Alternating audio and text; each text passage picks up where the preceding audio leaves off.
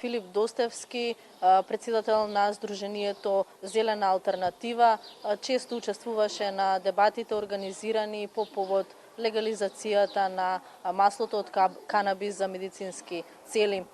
Филип, веднаш сакам да те прашам, ти тогаш го сподели своето искуство, тврдеше пред присутните дека си излечен од масло на канабис. Како дојде до тоа, како ти помогна?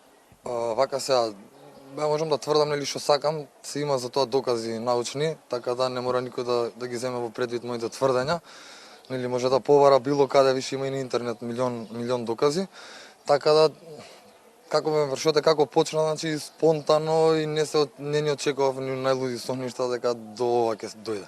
Така, кажи ми, од кои видови на болести најмногу бараат помош од тебе? Најактуелно е нели за канцер, пошто тоа е нели страшна дијагноза која некој ќе ја добие. Иначе маслото од лично искуство можам да ви кажам дека помага за многу болести.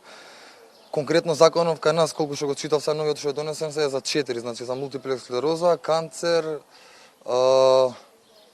не знам уште за кој, знам дека беше за 4, не се сеќавам само моментов, ама полето нели е многу пошироко, значи практично за све помага, скоро за сите автоимуни болести, за кожни болести, за состојби, значи некад лечи скроз, некад држи под контрола, све тоа многу подобро него во моментов што средството. Добро е почна да се произведува во фабричките погони, една наша фармацевска компанија ќе почне да го пласира на пазарот.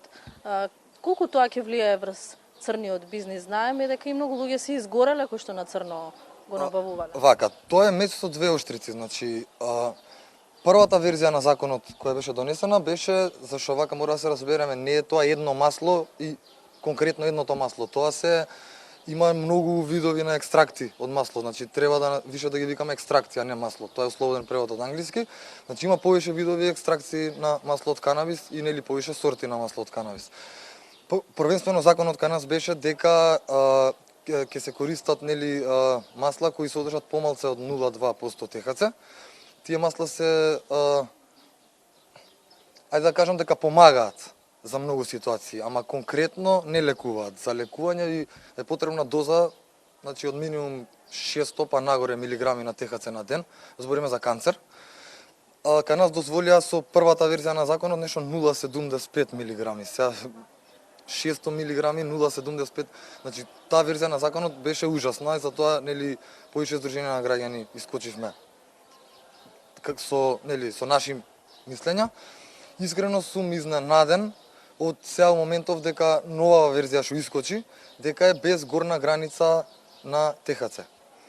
Тоа е многу добра новина, заради тоа што ќе мислам, значи тоа ако е, вака сега и друго да се разбереме, нас не е обеќавано многу во последните години и ништо не е исполнето.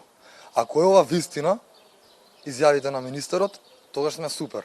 Ако е само уште една лага, тоа ќе одзголеми црниот пазар многу, заради тоа што од една страна имате дозвола више од владата, да тоа лечи и така натака, од друга страна им давате масла со лош квалитет. Нормално дека луѓето ќе барат сами да направат и пак ќе се зголеми црниот пазар, зашто пак ќе почнат црно да купуваат, нели, за сами да си прават. Став на Сдруженијето и мој став е дека канабисот воопшто не треба да подлежи на никаков закон,